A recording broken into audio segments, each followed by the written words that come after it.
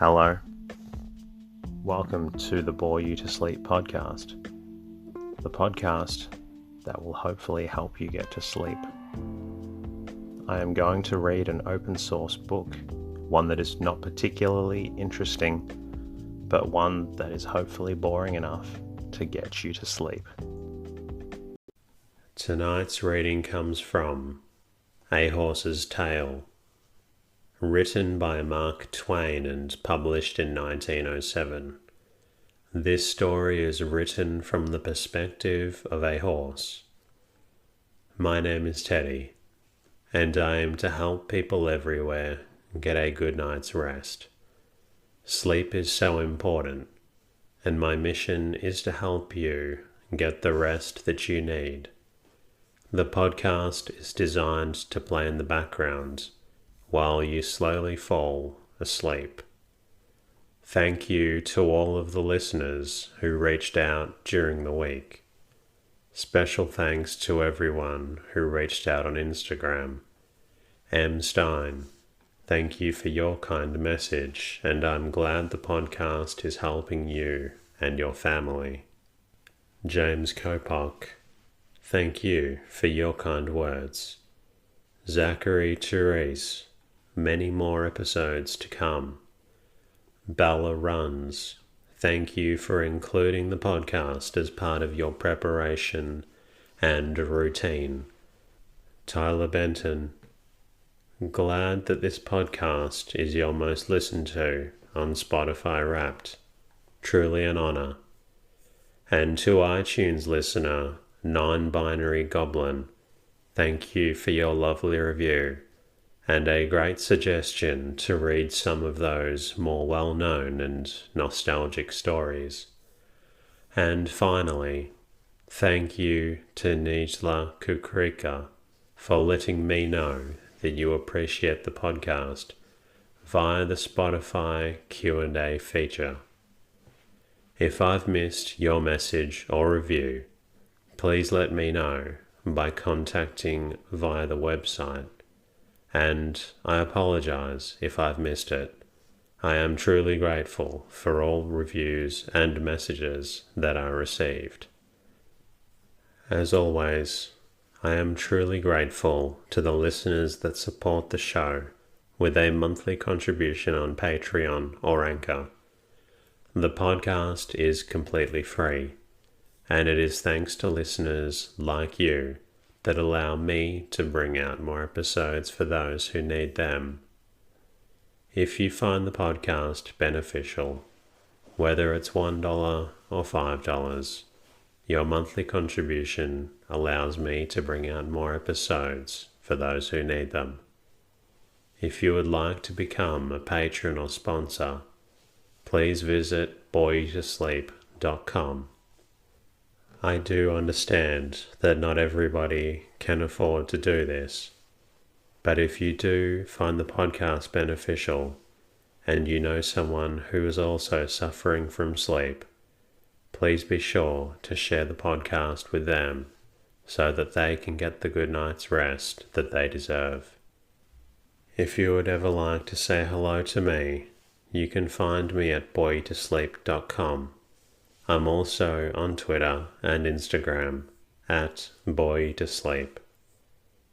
In the meantime, lie back, relax, and enjoy the readings. Part 1. Soldier Boy, privately to himself. I am Buffalo Bill's horse. I have spent my life under his saddle, with him in it too, and he is good for 200 pounds without his clothes, and there is no telling how much he does weigh when he is out on the warpath and his batteries belted on. He is over 6 feet, is young, hasn't an ounce of waste flesh, is straight, graceful, springy in his motions, quick as a cat, and has a handsome face, and black hair dangling down on his shoulders.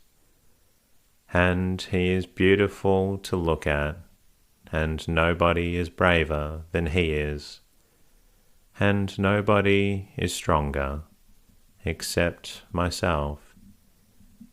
Yes, a person that doubts that he is fine to see should see him in his beaded buckskins, on my back with his rifle peeping above his shoulder, chasing a hostile trail, with me going like the wind and his hair streaming out behind from the shelter of his broad slouch. Yes, he is a sight to look at then, and I'm part of it myself. I am his favourite horse, out of dozens. Big as he is, I have carried him 81 miles between nightfall and sunrise on the Scout, and I am good for 50, day in and day out, and all the time. I am not large, but I am built on a business basis. I have carried him thousands and thousands of miles on scout duty for the army, and there's not a gorge, nor a pass, nor a valley, nor a fort, nor a trading post, nor a buffalo range in the whole sweep of the Rocky Mountains and the Great Plains that we don't know as well as we know the Bulge Coals. He is Chief of Scouts to the Army of the Frontier, and it makes us very important.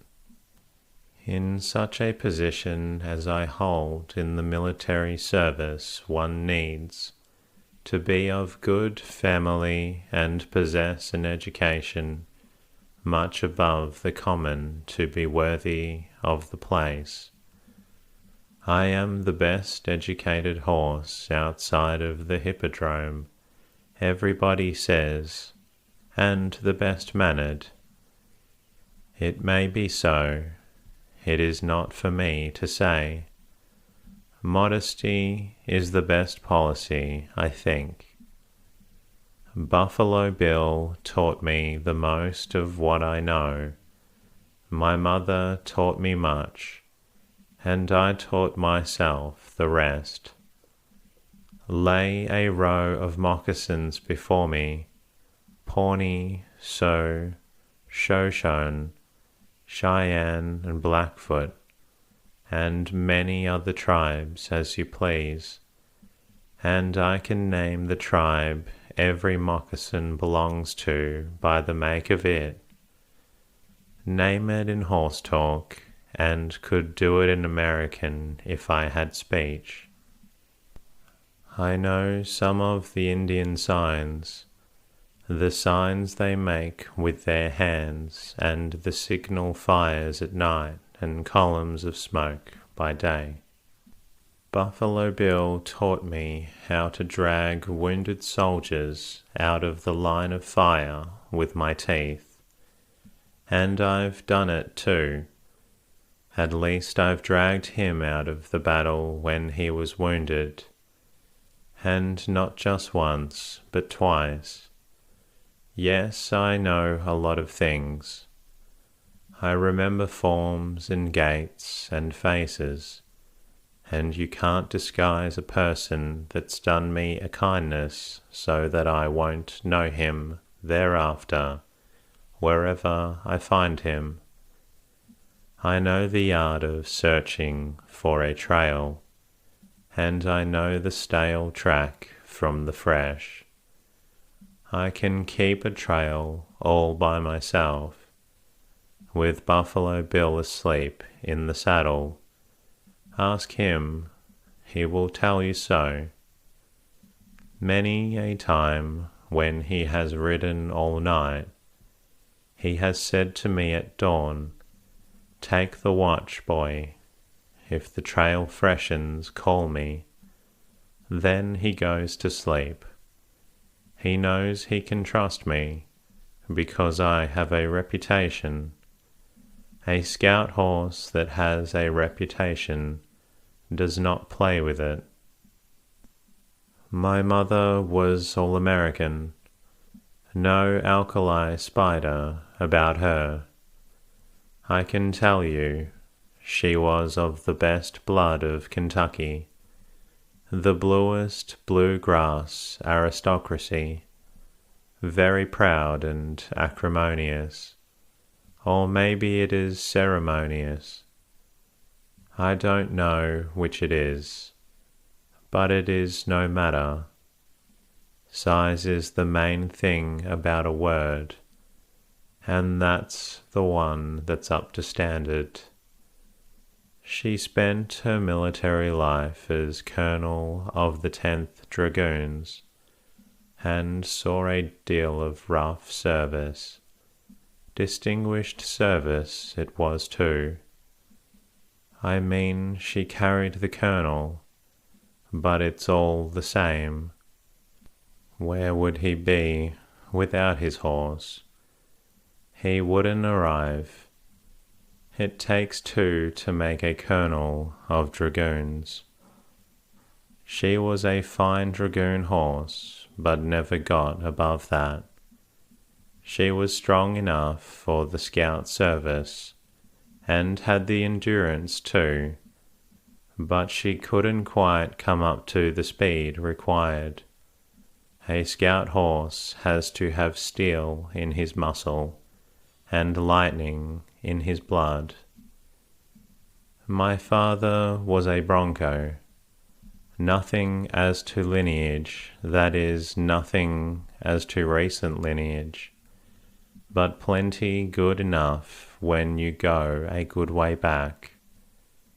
When Professor Marsh was out here hunting bones for the chapel of Yale University, he found skeletons of horses no bigger than a fox bedded in the rocks, and he said they were ancestors of my father. My mother heard him say it, and he said those skeletons were 2 million years old, which astonished her and made her Kentucky pretensions look small and pretty antiphonal, not to say oblique. Let me see. I used to know the meaning of those words, but, well, it was years ago, and it isn't as vivid now as it was when they were fresh. That sort of words doesn't keep. In the kind of climate we have out here, Professor Marsh said those skeletons were fossils. So that makes me part bluegrass and part fossils. If there is any older or better stock, you will have to look for it among the 400, I reckon. I am satisfied with it, and am a happy horse, too, though born out of wedlock. And now we are back at Fort Paxton once more. After a 40-day scout away up as far as the Bighorn. Everything quiet. Crows and Blackfeet squabbling as usual, but no outbreaks and settlers feeling fairly easy. The 7th Cavalry still in garrison. Here also the 9th Dragoons. 2 artillery companies and some infantry. All glad to see me, including General Allison, commandment.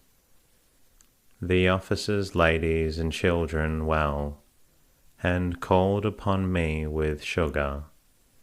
Colonel Drake, 7th Cavalry, said some pleasant things. Mrs. Drake was very complimentary, also Captain and Mrs. Marsh, Company B, 7th Cavalry, also the chaplain, who is always kind and pleasant to me, because I kicked the lungs out of a trader once. It was Tommy Drake and Fanny Marsh that I furnished the sugar. Nice children, the nicest post, I think. That poor orphan child is on her way from France. Everybody is full of the subject. Her father was General Allison's brother, married a young, beautiful Spanish lady 10 years ago, and has never been in America since. They lived in Spain a year or two, then went to France. Both died some months ago. This little girl that is coming is the only child. General Allison is glad to have her. He has never seen her. He is a very nice old bachelor, but is an old bachelor just the same, and isn't more than about a year this side of retirement by age limit. And so what does he know of taking care of a little maid 9 years old? If I could have her, it would be another matter, for I know all about children, and they adore me. Buffalo Bill will tell you so himself. I have some of this news from overhearing the garrison gossip. The rest of it I got from Potter, the general's dog. Potter is the Great Dane. He is privileged all over the post, like the Shekels, the 7th Cavalry's dog, and visits everybody's quarters and picks up everything that is going in the way of news. Potter has no imagination, and no great deal of culture. Perhaps he has a historical mind and a good memory, and so he is the person I depend upon, mainly to post me up when I get back from a scout. That is, if Shekels is out on depredation, and I can't get a hold of him. Chapter 2. Letter from Rouen to General Allison. My dear brother-in-law, please let me write again in Spanish. I cannot trust my English, and I am aware from what your brother used to say that army officers educated at the military academy of the United States are taught our tongue. It is as I told you in my other letter. Both my poor sister and her husband, when they found they could not recover, expressed the wish that you should have their little Catherine, as knowing that you would presently be retired from the army, rather than she should remain with me, who am broken in health, or go to your mother in California, whose health is also frail. You do not know the child, therefore I must tell you something about her. You will not be ashamed of her looks, for she is a copy in little of her beautiful mother, and it is that Andalusian beauty which is not surpassable even in your country. She has her mother's charm and grace and good heart and sense of justice, and she has her father's vivacity and cheerfulness, and pluck and spirit of enterprise, with the affectionate disposition and sincerity of both parents. My sister pined for her Spanish home all these years of exile, She was always talking of Spain to the child, and tending and nourishing the love of Spain in the little thing's heart as a precious flower, and she died happy in the knowledge that the fruitage of her patriotic labours was as rich as even she could desire. Cathy is a sufficiently good little scholar. For her 9 years, her mother taught her Spanish herself, and kept it always fresh upon her ear and her tongue by hardly ever speaking with her in any other tongue. Her father was her English teacher, and talked with her in that language almost exclusively. French has been her everyday speech for more than 7 years among her playmates here. She has a good working use of governess, German and Italian.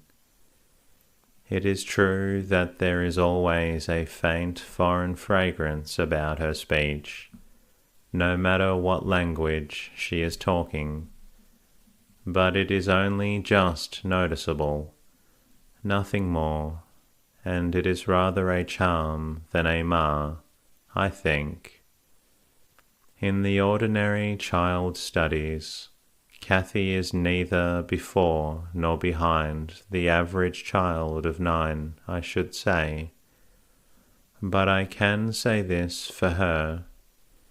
In love for her friends, and in high-mindedness and good-heartedness, she has not many equals, and in my opinion no superiors, and I beg of you, let her have her way with the dumb animals.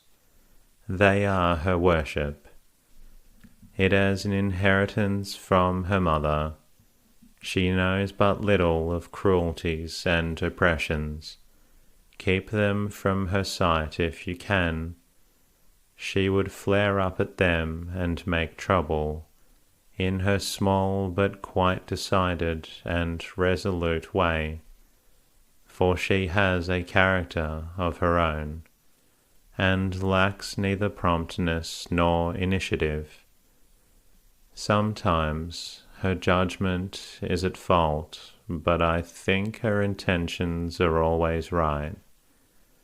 Once, when she was a little creature of 3 or 4 years, she suddenly brought her tiny foot down upon the floor in an apparent outbreak of indignation, then fetched it at a backward wipe, and stood down to examine the result. Her mother said, "What is it, child? What has stirred you so?" "Mamma, the big ant was trying to kill the little one." "And so you protected the little one?" "Yes, manure, because he had no friend, and I wouldn't let the big one kill him." "But you have killed them both." Cathy was distressed, and her lip trembled. She picked up the remains and laid them upon her palm and said, "Poor little auntie, I'm so sorry. I didn't mean to kill you, but there wasn't any other way to save you. It was such a hurry."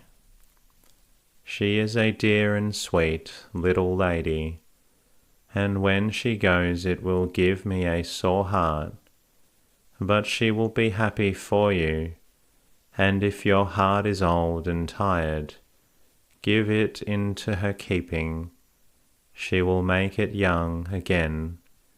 She will refresh it. She will make it sing. Be good to her for all our sakes. My exile will soon be over now. As soon as I am a little stronger, I shall see my Spain again, and that will make me young again. Chapter 3. General Alison to his mother. I am glad to know that you are all well in San Bernardino. That grandchild of yours has been here. Well, I do not quite know how many days it is. Nobody can keep account of days or anything else where she is. Mother, she did what the Indians were never able to do. She took the fort, took it the first day, took me too, took the colonels, the captains, the women, the children, and the dumb brutes, took Buffalo Bill and all his scouts, took the garrison to the last man, and in 48 hours the Indian encampment was hers, illustrious old Thunderbird and all. Do I seem to have lost my solemnity, my gravity, my poise, my dignity? You would lose your own in my circumstances. Mother, you never saw such a winning little devil.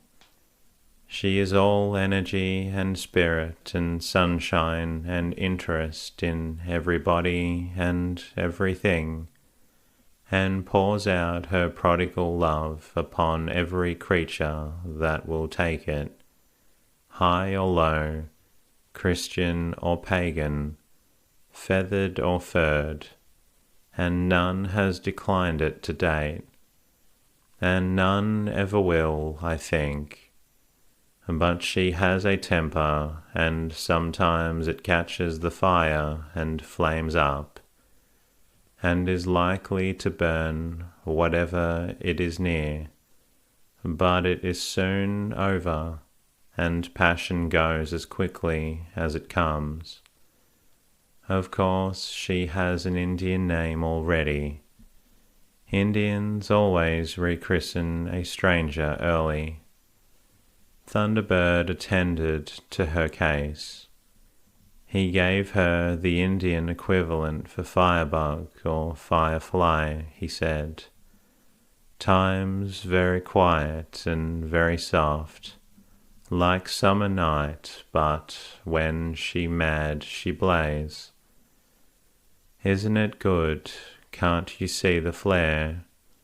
She's beautiful, Mother, beautiful as a picture, and there is a touch of you in her face, and of her father, poor George, and in her unresting activities and her fearless ways, and her sunbursts and cloudbursts.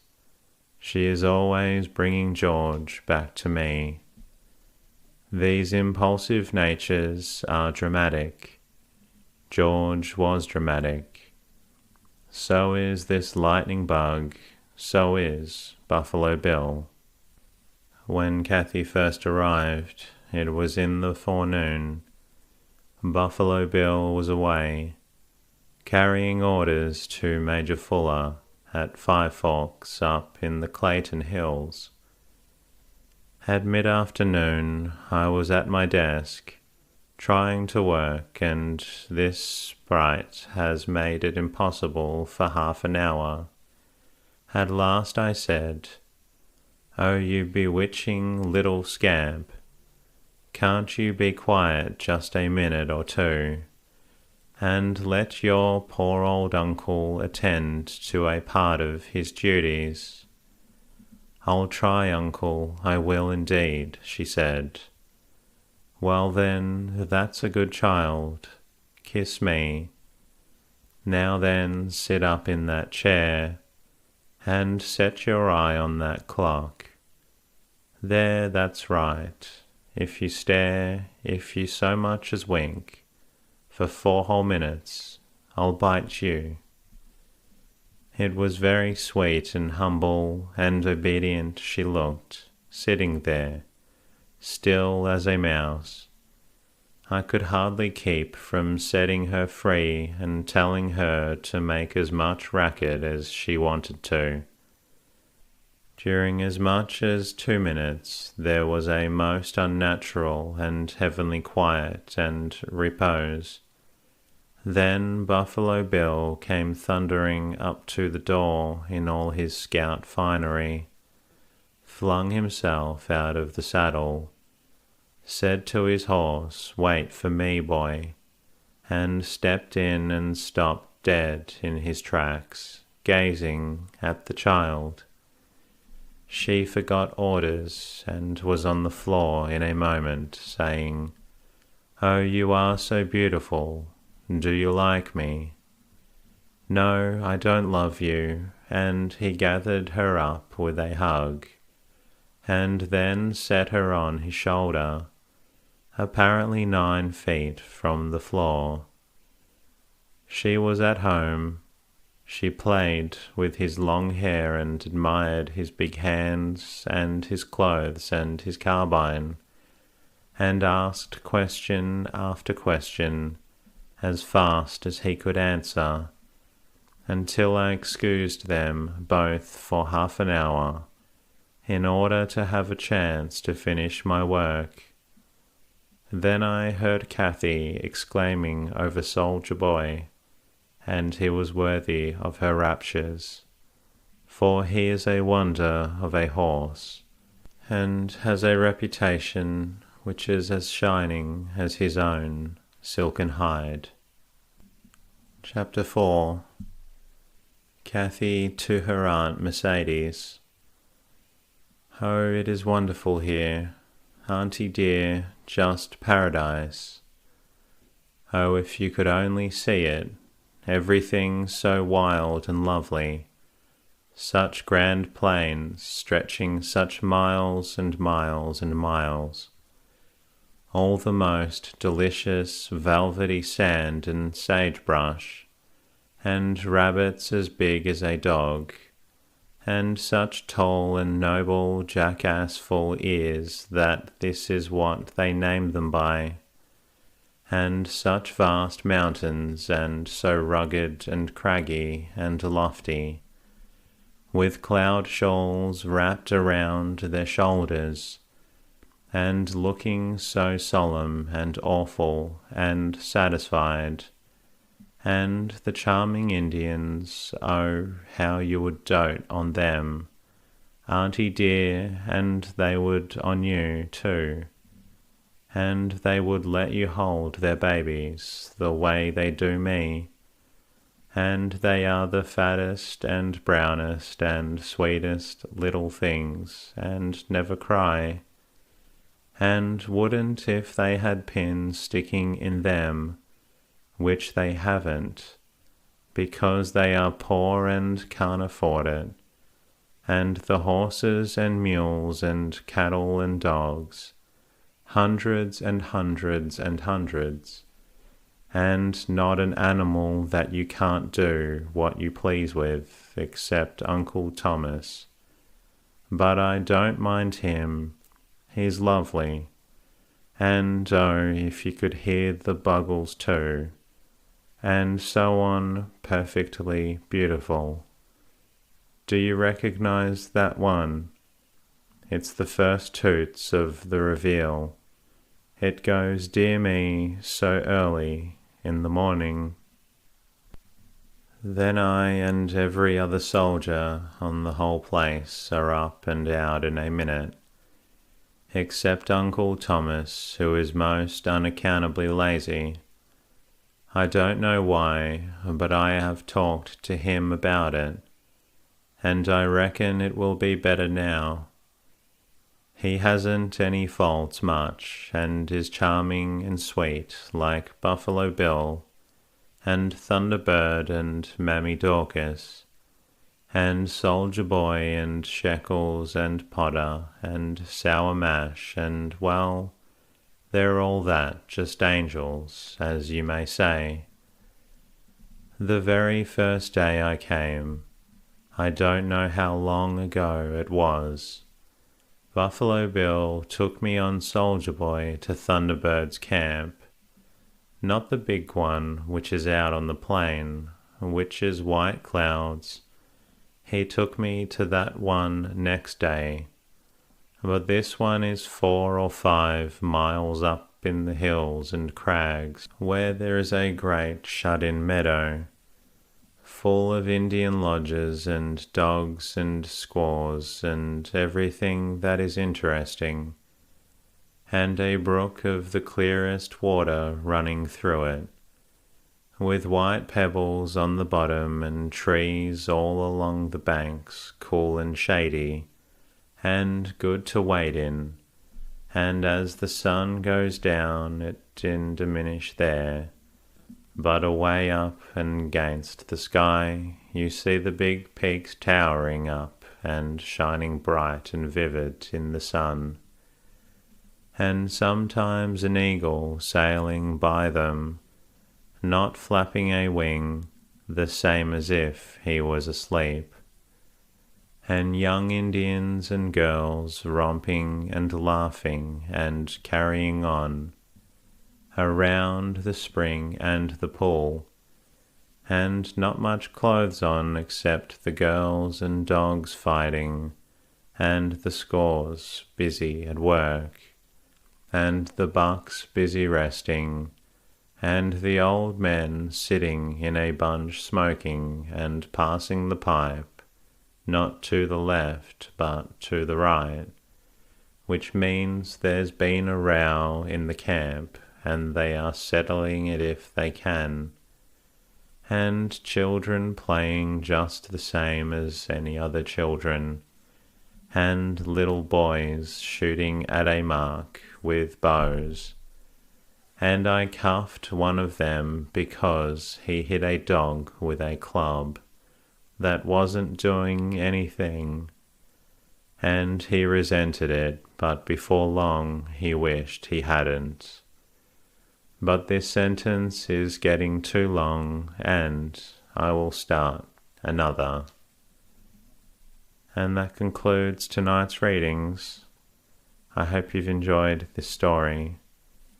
I look forward to bringing you a new story very soon, and if you would like to listen to another one in the meantime, you're more than welcome to. Until next time.